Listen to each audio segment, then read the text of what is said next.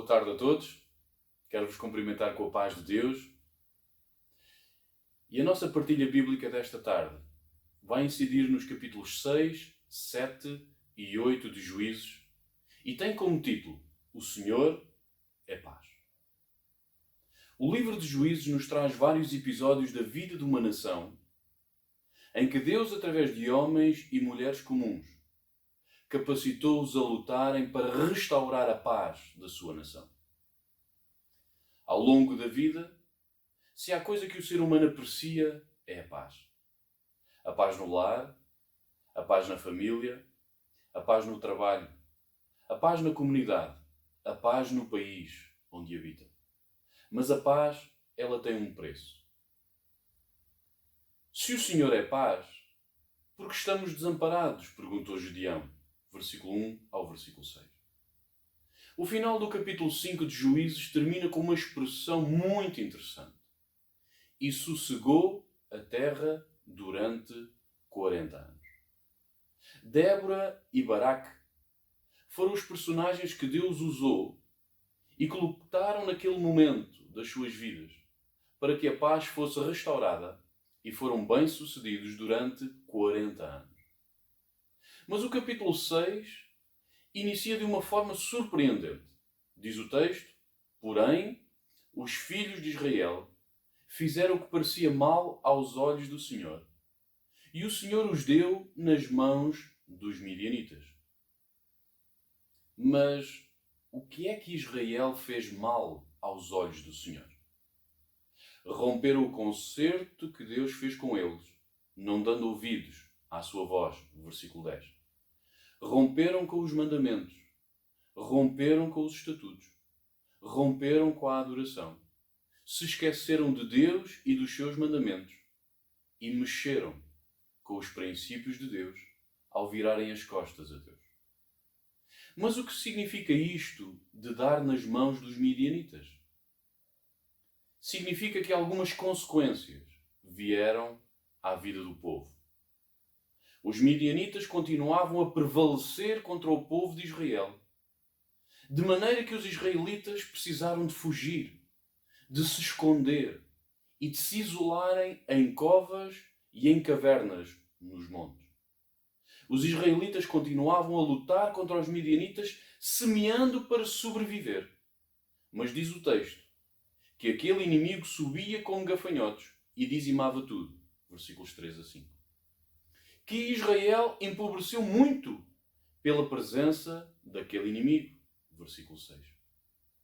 As últimas notícias que tivemos no nosso país foram sobre uma emergência nacional e nos relatam uma realidade nunca vivida na democracia portuguesa, também ela com cerca de 44 anos de paz.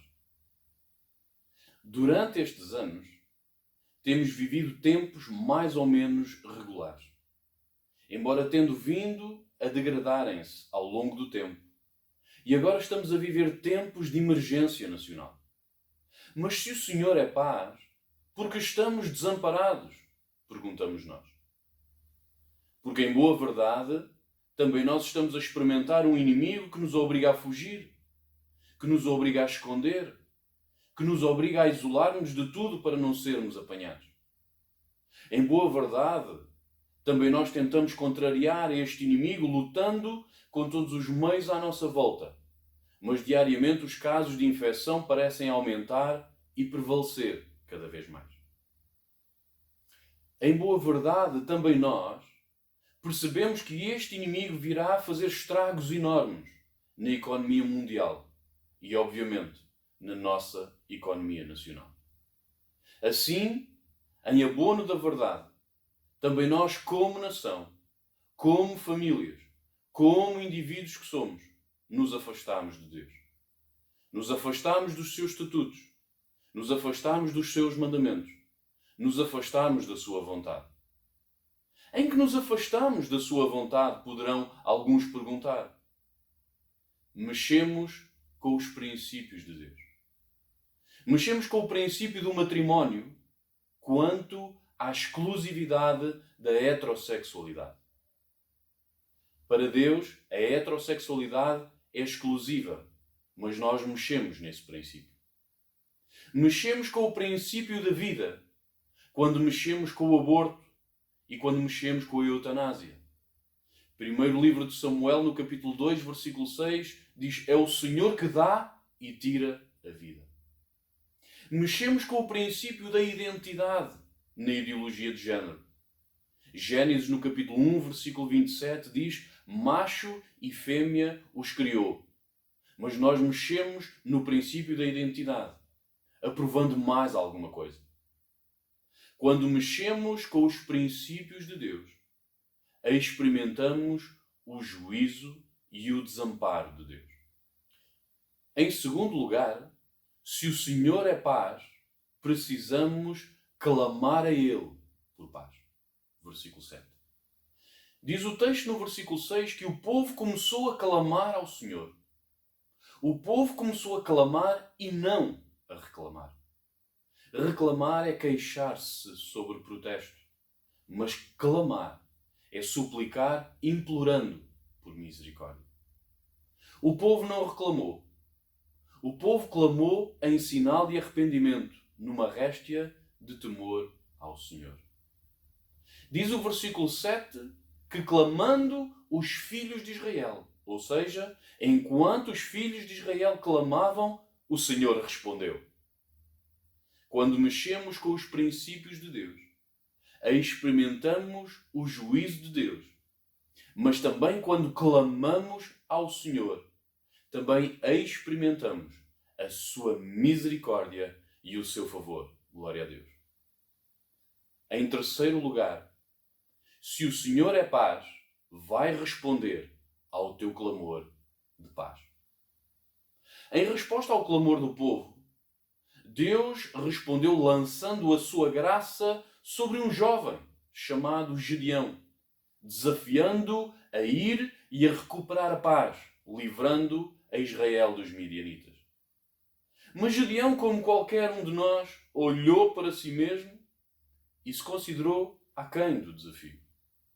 A sua família era a mais pobre da tribo de Manassés e ele era o mais novo da sua casa. Como poderia ele livrar a Israel? Mas o que faria Gedeão ser bem-sucedido não seria a sua velhice ou a sua juventude. Não seria a riqueza ou a pobreza da sua família, mas seria o favor do Senhor sobre Gedeão. Diz o texto: então o Senhor olhou para ele e disse: vai nesta tua força e livrarás a Israel da mão dos midianitas. Porventura não te mandei eu? Versículo 14. Para entendermos realmente o que nos diz este texto, precisamos de o colocar num português corrente. E fica assim: porventura não te mandei eu? Vai nesta tua força e livrarás a Israel das mãos dos midianitas. Que força? É a força daquele que manda, que se manifesta naquele que é enviado quando este vai. Também nós, neste tempo de desamparo de Deus, precisamos de clamar ao Senhor por paz. E quando clamarmos ao Senhor por paz, o Senhor vai responder pela sua graça, levantando homens e mulheres, talvez improváveis, mas que irão ser bem-sucedidos, porque irão na força do Senhor. Em quarto lugar, se o Senhor é paz, vai dar uma estratégia para a paz. Por vezes, diante da tragédia, ficamos sem saber o que fazer. Mas se o Senhor é paz, vai dar uma estratégia para a paz. A estratégia começou na obediência a Deus. Deus disse a Gedeão: derriba o altar a Baal, que é de teu pai, e corta o bosque, e edifica ao Senhor um altar, e Gedeão obedeceu. Versículo 25. A estratégia para a paz começa sempre por obedecermos a Deus e retirarmos das nossas vidas, dos nossos lares, dos lugares onde exercemos autoridade e influência, aquilo que desagrada a Deus, e colocamos Deus nesse lugar. diante de uma nação dizimada por aqueles midianitas, Gedeão aquilo que conseguiu arranjar foram apenas umas buzinas, uns cântaros vazios, umas tochas e 300 homens. O que seria isto contra um exército de gente que era como a areia que está na praia do mar? Capítulo 7, versículo 12. Diz-se que a vitória é o resultado de uma estratégia bem-sucedida. Mas Gedeão nos prova que, diante do favor de Deus, toda a estratégia, por mais simples que seja, será bem-sucedida. Capítulo 7, versículos 16 a 18. Em quinto lugar, se o Senhor é paz, a paz vai chegar e vai permanecer. Glória a Deus. Diz o texto: e assim foram abatidos os midianitas diante dos filhos de Israel, e nunca mais levantaram a sua cabeça. E sossegou a terra 40 anos nos dias de Gedeão. Capítulo 8, versículo 28. A paz que Deus trouxe, ela não somente chegou, mas também permaneceu durante mais 40 anos nos dias de Gedeão. Gedeão, na força do Senhor, conseguiu restaurar a paz em Israel. Em nota de conclusão, talvez possas dizer: nunca vou conseguir restaurar a paz na minha nação, nesta Europa, neste mundo. Talvez tenhas razão, mas estou certo que poderás conseguir restaurar a paz no teu mundo, na tua vida, no teu lar e nos lugares onde exerces influência. A Bíblia nos apresenta também um homem chamado Josué. E Josué é um homem comum, como tu e eu. Mas um dia tomou uma decisão talvez a mais impactante de toda a sua vida. E ele disse: eu e a minha casa serviremos ao Senhor. E perante isto, Deus também cumpriu na sua vida: não desfaleças nem te assustes, pois eu serei contigo onde quer que andares. Ao ouvires esta partilha bíblica, não sei como te encontras. Como te sentes em relação a tudo o que se passa à tua volta. Talvez te sintas apreensivo. Talvez te sintas assustado. Talvez te sintas amedrontado. Talvez ao ouvires todas as recomendações de calma e civismo que tens ouvido na comunicação social, ainda assim não te façam sentir completamente seguro. Mas uma coisa eu sei: o Senhor é paz. E tu precisas da paz do Senhor Jesus na tua vida. João deixou escritas umas palavras de Jesus no seu Evangelho, no capítulo 14, versículo 27. Deixo-vos a paz. A minha paz vos dou. Não vos a dou como o mundo a dá. Não se turbe o vosso coração, nem se atemorize. A paz que Jesus tem para ti não é uma paz passageira, não é uma paz circunstancial. É uma paz permanente. É uma paz que excede todo o entendimento, mesmo no meio da dificuldade, mas te faz descansar. Para experimentares esta paz, vai até ao teu quarto, ajoelha-te diante da tua cama e fala com Deus. Não é hora de reclamar, é hora de clamar. E assume a tua parte e entrega a tua vida a Jesus.